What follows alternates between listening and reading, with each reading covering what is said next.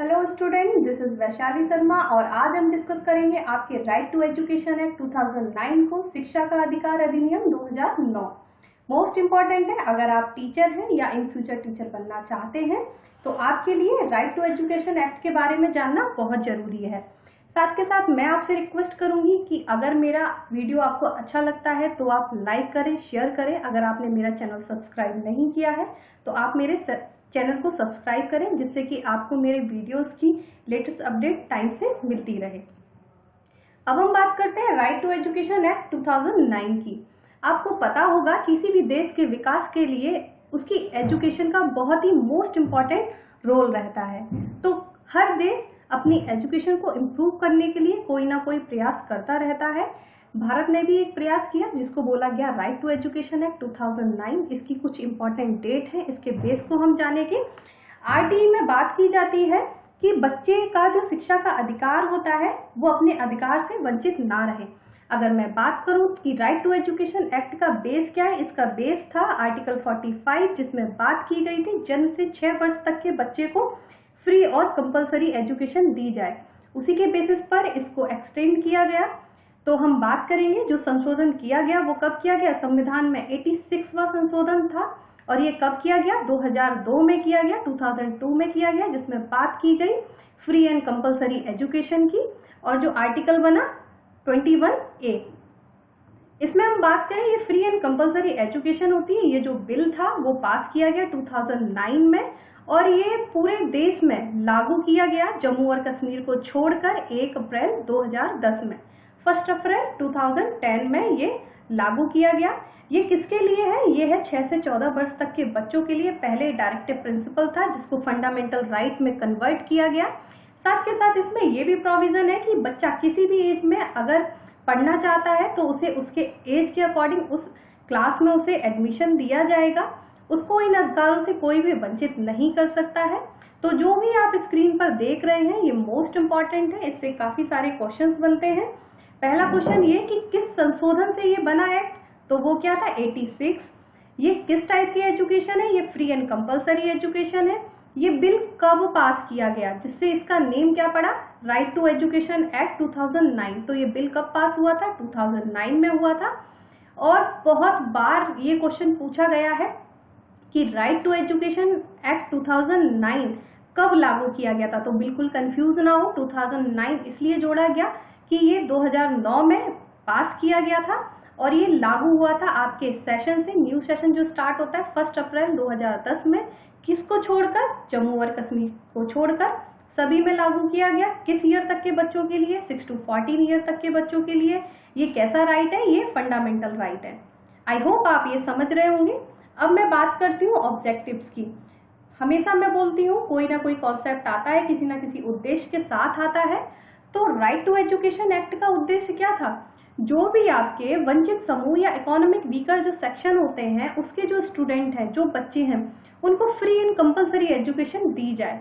तो उसके लिए जो गवर्नमेंट स्कूल होंगे वो तो उनको सारी फैसिलिटीज प्रोवाइड करेंगे। साथ के साथ जो गवर्नमेंट स्कूल नहीं है उनके लिए भी 25% का उनको रिलैक्सेशन दिया जाएगा, उनके इकोनॉमिक वीकर सेक्शन के अकॉर्डिंग, जो भी वंचित समूह है उसके अकॉर्डिंग।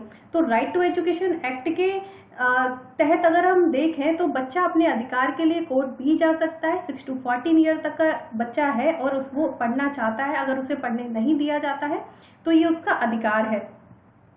अब मैं बात करूंगी राइट ऑफ चिल्ड्रन।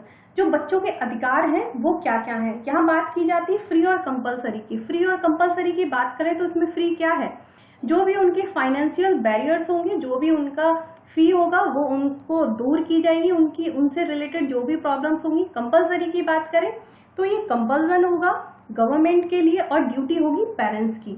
यहाँ पर अगर वैसे तो हर माँ बाप चाहते हैं कि बच्चा हमारा पढ़े, लेकिन इस एक्ट के तहत अगर कोई भी पेरेंट्स बच्चे को पढ़ने नहीं देते या किसी भी टाइप की प्रॉब्लम होती है तो बच्चा अपने अधिकार के लिए कोर्ट भी जा सकता है, या कोई भी अगर ऐसा देखता है तो वो कोर्ट जा सकता है। एडमिशन फ्री होगा, जो उनके लिए अटेंडेंस होगी उनकी वो कंपलसरी होगी। एलिमेंट्री एजुकेशन होगी वो उनको कंप्लीट करना जरूरी होगा। राइट टू एजुकेशन एक्ट में जो बच्चों का अधिकार है, अगर बच्चा डिसेबल है तो उसके लिए स्पेशल प्रोविजन है। जैसे मैं पहले बता चुकी हूँ आपको, 6 to 14 ईयर तक जो रिलैक्सेशन दिया गया है वो नॉर्मल चाइल्ड के लिए, अगर बच्चा डिसेबल है तो उसको 18 ईयर तक फ्री एजुकेशन दी जाएगी। यहाँ पे ये रिलैक्सेशन दिया गया है। कोई भी पनिशमेंट प्रोसेस नहीं है, मेंटल हैरेसमेंट नहीं होगा बच्चे का, स्कूल उसको पास में दिया जाएगा। तो क्या है, ये ऑल ओवर बच्चे के राइट होंगे, चिल्ड्रन के राइट होंगे। तो इससे किस टाइप के क्वेश्चंस बनते हैं? पहला क्वेश्चन बनेगा फ्री एंड कंपलसरी एजुकेशन में फ्री क्या है? तो फ्री आपको पता होगा, जो भी उसकी फीस होगी, कैपिटेशन फीस होंगी, वो उससे नहीं ली जाएंगी। कंपलसरी की बात करें तो कंपल्सन होगा गवर्नमेंट के लिए, पेरेंट्स की ड्यूटी होगी।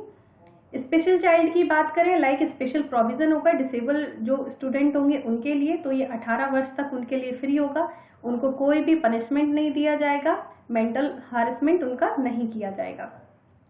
कुछ टीचर्स के लिए पॉलिसीज हैं इसमें। तो यहाँ पर क्या है, जो प्राइवेट ट्यूशंस हैं उनके लिए बिल्कुल प्रतिबंधित किया गया है टीचर्स को, वो प्राइवेट ट्यूशन नहीं पढ़ा सकते हैं। साथ के साथ जो गैर शैक्षिक उद्देश्य होंगे उसके लिए शिक्षक को अपॉइंट नहीं किया जाएगा। और उनकी एकेडमिक रिस्पॉन्सिबिलिटीज क्या होंगी, वो रेगुलर रहे, पंचुअल रहे, साथ के साथ जो भी उनका करिकुलम होगा उनको टाइम से कंप्लीट कराएं।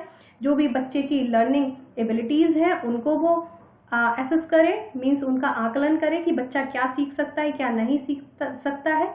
पेरेंट्स टीचर मीटिंग जो होती है वो टाइम से कंडक्ट कराएं, जिससे कि टीचर बच्चे के बारे में जाने और पेरेंट्स भी अपने बच्चे के बारे में जो भी अपडेट्स हो उन्हें मिलती रहें। यहाँ पे स्कूल्स की बात की गई, तो स्कूल्स में इंफ्रास्ट्रक्चर कैसा होना चाहिए? बच्चों के लिए क्लासरूम होने चाहिए, सेपरेट टॉयलेट होनी चाहिए बॉयज और गर्ल्स के लिए, ड्रिंकिंग वाटर फैसिलिटीज होनी चाहिए, प्लेग्राउंड होना चाहिए, लाइब्रेरी, जो भी स्टडी मटेरियल हो या प्ले मटेरियल्स हो, गेम्स हो, वो बच्चों को प्रोवाइड किए जाए। अगर मैं यहाँ पर टीचर स्टूडेंट रेशियो की बात करूंगी तो 30 बच्चों पर एक टीचर होना चाहिए प्राइमरी क्लास में। जो अपर प्राइमरी क्लासेस होंगी वहाँ पे 35 स्टूडेंट पर एक टीचर्स होना चाहिए। अगर सब्जेक्ट वाइज बात करें तो अपर प्राइमरी जो क्लासेस होंगी पर सब्जेक्ट एक टीचर होना चाहिए, जो भी पार्ट टाइम इंस्ट्रक्टर्स होने चाहिए, और आपका 200 वर्किंग डेज होने चाहिए आपके जो भी प्राइमरी क्लासेस है, एकेडमिक जो ईयर होता है उसमें। साथ के साथ 220 वर्किंग डेज होंगे आपके अपर प्राइमरी क्लासेस में। अगर वीकली बात करें तो अगर हम साप्ताहिक घंटों की बात करें तो वो कितने होंगे, 45 वर्किंग आवर होंगे। टीचिंग लर्निंग मटेरियल्स बच्चों को प्रोवाइड किया जाए। तो आप देख रहे होंगे यहाँ पे जो एकेडमिक की बात की जा रही है, इससे किस टाइप के क्वेश्चंस बन सकते हैं आपके, कि प्राइमरी क्लासेस पर स्टूडेंट टीचर रेशियो क्या होता है, तो 30 बच्चों पर एक टीचर होना चाहिए। अपर प्राइमरी क्लासेस की बात करें तो 35 स्टूडेंट पर एक टीचर होना चाहिए। अगर मैं बात करूं तो सब्जेक्ट वाइज तो सेपरेट टीचर होना चाहिए पर सब्जेक्ट के लिए। ये भी क्वेश्चन बन सकता है प्राइमरी क्लासेस में। आपके टोटल वर्किंग डेज कितने होते हैं, 200 होते हैं। अपर प्राइमरी क्लासेस की बात की जाए तो टोटल वर्किंग डेज कितने होते हैं, 220 होते हैं।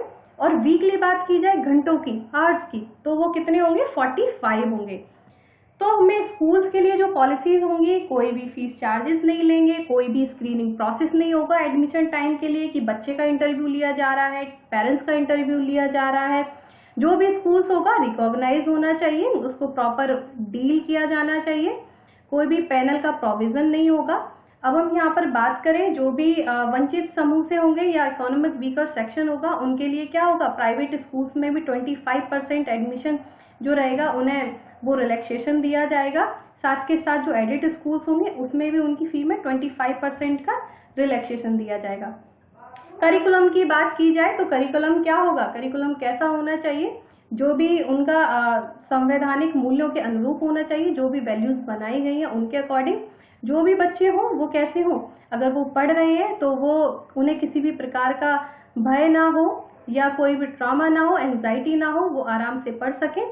चाइल्ड सेंटर्ड एजुकेशन होनी चाहिए, चाइल्ड फ्रेंडली एजुकेशन होनी चाहिए। जो भी उन्हें सिखाया जा रहा है वो एक्टिविटीज के थ्रू सिखाया जाए, और बच्चों को जो भी क्लास में सिखाया जा रहा है वहाँ पे किसका यूज किया जाए, मदर टंग का यूज किया जाए, जिससे बच्चा अच्छे से सीख सके। कंटिन्यूअस एंड कॉम्प्रिहेंसिव इवेल्युएशन होना चाहिए। यहाँ पे कंटिन्यूअस की बात की जाए तो उनका सतत विकास होगा, जो भी उनका ग्रोथ और डेवलपमेंट की यहाँ बात की जाती है। और कॉम्प्रिहेंसिव की बात करी जाए तो उनका जो शैक्षिक और सह शैक्षिक एस्पेक्ट होता है, मीन्स टू से स्कॉलस्टिक और पोस्ट स्कॉलस्टिक जो एस्पेक्ट होगा उसका इवेल्युएशन होना चाहिए। और यहाँ पे जो अर्ली एजुकेशन होगी तो वहाँ पर क्या है, नो बोर्ड एग्जामिनेशन, तो उनका कोई भी बोर्ड एग्जाम कंडक्ट नहीं कराया जाएगा। अब कुछ जो अनएडेड स्कूल्स होंगे उनके लिए, उनसे क्या अपेक्षा करती है गवर्नमेंट कि वो कैसे हो। जो भी यहाँ पे बात की जाए, जो गवर्नमेंट होगी, सरकार द्वारा जारी प्रवेश दिशा निर्देशों का पालन किया जाएगा। जो भी गवर्नमेंट गाइडलाइंस होंगी उनको वो फॉलो करेंगे। कोई भी एक्स्ट्रा फीस नहीं लेंगे, उसको बैन किया जाएगा। प्राइवेट ट्यूशन का कोई प्रोविजन ना करें वो। जो भी उनके नॉर्म्स होंगे, स्टैंडर्ड होंगे, उनके अकॉर्डिंग वो करें। और जो भी इकोनॉमिक वीकर सेक्शन है या डिसएडवांटेजेस ग्रुप के चाइल्ड हैं, उनको स्पेशल फैसिलिटीज प्रोवाइड की जाए। जो भी टीचर्स प्राइवेट स्कूल्स अगर अपॉइंट कर रहे हैं वो टीईटी पास हो। साथ के साथ कुछ और है कि जैसे जो भी 1 से 8 तक के बच्चे हों उनको क्या हो, नजरबंदी ना की जाए, ना निष्कासित किया जाए, कोई भी पनिशमेंट बच्चों को नहीं देना चाहिए। साथ के साथ जो स्कूल चल रहे हो वो रिकॉग्नाइज होने चाहिए, राज्य सरकार से मान्यता प्राप्त होने चाहिए। तो ऑल ओवर आई थिंक आप राइट टू एजुकेशन एक्ट अच्छे से समझ पाए होंगे। आई होप अगर आपको कोई भी डाउट होता है तो आप कमेंट सेक्शन में बता सकते हैं। मोस्ट इम्पॉर्टेंट है, इससे काफ़ी क्वेश्चंस बनते हैं। आई थिंक आपको समझ में आ गया होगा। Thank you so much.